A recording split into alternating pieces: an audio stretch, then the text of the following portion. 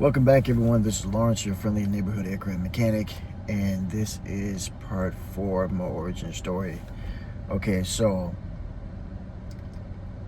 I told you guys about, you can look these people up, by the way, on YouTube, and you're gonna find something about each one of them.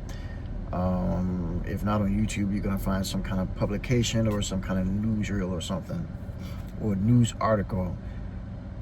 And I mean, if not, on paper or online for sure. So I told you about Cornelius Coffey, and I told you about Tamara Holmes, and now I'm telling you about another guy, Marshall Willoughby. So he was one of my mentors also, and he would come by the school. He knew Cornelius Coffey, by the way. They both knew each other, and they would take turns. They would come by the school and encourage us to pursue aviation. So we really did have a lot of influential people that came by and they cared and wanted to see us progress in aviation and move forward and go into that field. So Marshall Willoughby, he was Cornelius Coffey was World War II, but Marshall Willoughby, he was a Vietnam vet, and he flew helicopters in Vietnam. He's an aircraft mechanic too, I believe. This guy, he was building a helicopter in his backyard from scratch, and that was pretty amazing to see. He had a lathe that he was building his helicopter with. I remember him telling me that a lathe is the only machine that can reproduce itself. This is a metal lathe, and he's right. He would make all sorts of stuff with that lathe. He would make his parts for his helicopter. He would make specialized tools that he needed with his lathe, and he would make many other things. It was amazing. It's really amazing what you can do with a lathe. It's crazy. One day I'll have to get one, but it was pretty amazing. He would come by the school, and he would encourage us all the time, and it really helped. Once again, here's someone else that had practical, real world experience that we could, as students, we could draw from, and these are individuals that we could look up to. They were already, in the field in one way or another in aviation, and they were already paving the way before us. And so they were there to, kind of pass the torch. And I mean, they were doing their own things, but they were there to, to pass the torch and help us along to get to where we needed to be so we can get in the field too. And that really, really helped having a mentor, someone, that's alive and someone that's there, a real person that you can touch and see, shake their hand, but still they're in the field. They were in the field, so that gave me definitely a goalpost, and that gave me something to strive forward to, and gave me definitely gave me a lot of encouragement. So Marshall Willoughby, I remember he said that he was a master mechanic when it came to foreign engines. And he just said that one day he's telling the whole class that and he proved that to be right. He proved that to be true. So in class, one of our projects was to build a Volkswagen engine, and we built it up from just pieces, different parts of the crankshaft, and everything was all in pieces.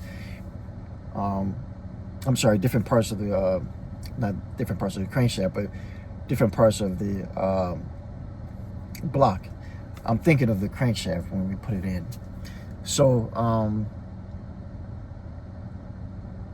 yeah, everything was all in pieces and we put it together. So if you know anything about 1970 style Volkswagen engines, those were air-cooled engines, and they're not like a V8 or anything like that. It's a block, and then they have the cylinders on the outside of the engine.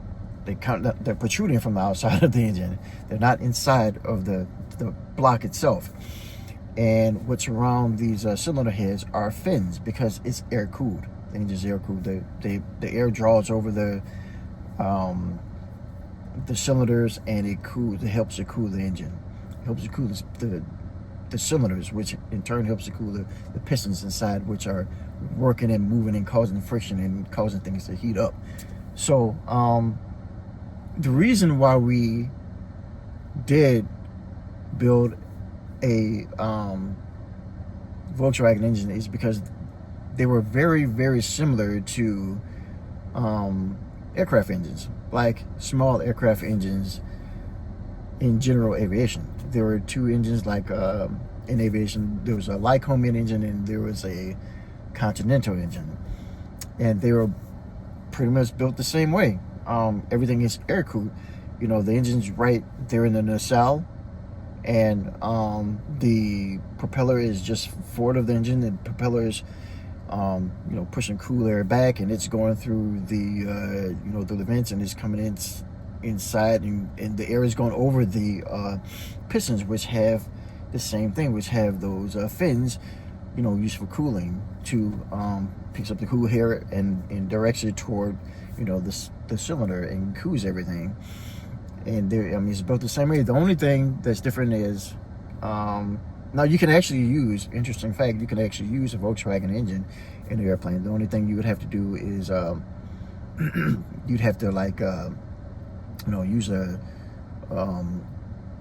stronger crankshaft. It'd have to be more sturdy to deal with the pressures and the heights and the altitude and everything, because car engines were built to operate on the ground, obviously.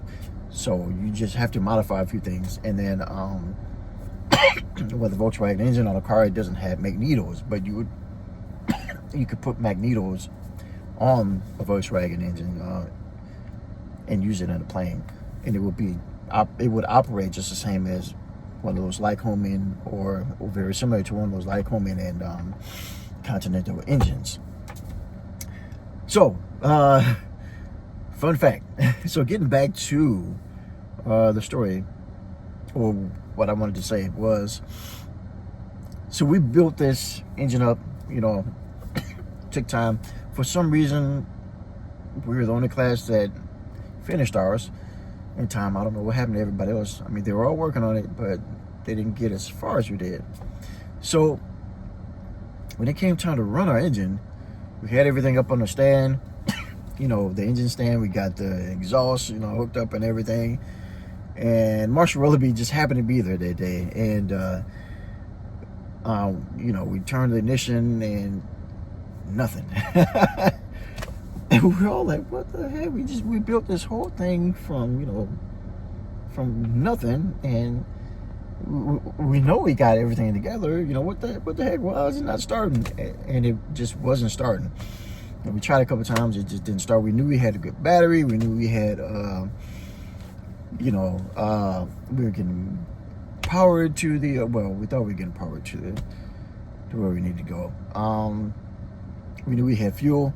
But Marshall Willoughby, right away, he said, it didn't even take too long. As soon as it didn't start, he's like, because he said he was a master, mechanic when it came to foreign engines, and he was. Like I said, it didn't take long at all. We were all scratching our heads, but it didn't take long at all. Right away, he's like, it's the distributor, and we're like, oh wow, okay.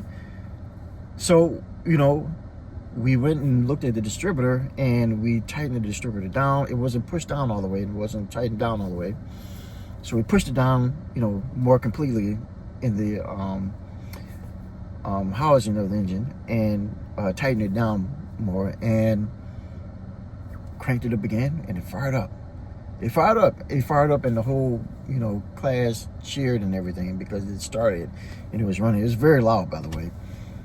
We didn't have a muffler, on or anything. It was just a straight pipe. But yeah, that made everybody happy. So he saved the day. Thank you, Marshall Willoughby.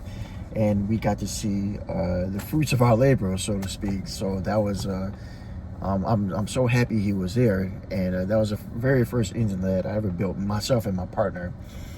And that was right on time because he was able to help us get that engine fired up. And not only did it help our morale and confidence, but I believe it helped the whole class. They saw that, hey, this is possible. It helped their morale as well. So then, they went back to work on their projects. Excuse me. But yeah, that was Marshall Willoughby. He very interesting guy. Yeah, he saved the day for us. So, well, that's pretty much part 4 of my origin story. Thank you for listening. If you like what you heard and you want more content, just give me a like and subscribe. If you have any questions at all, just let me know.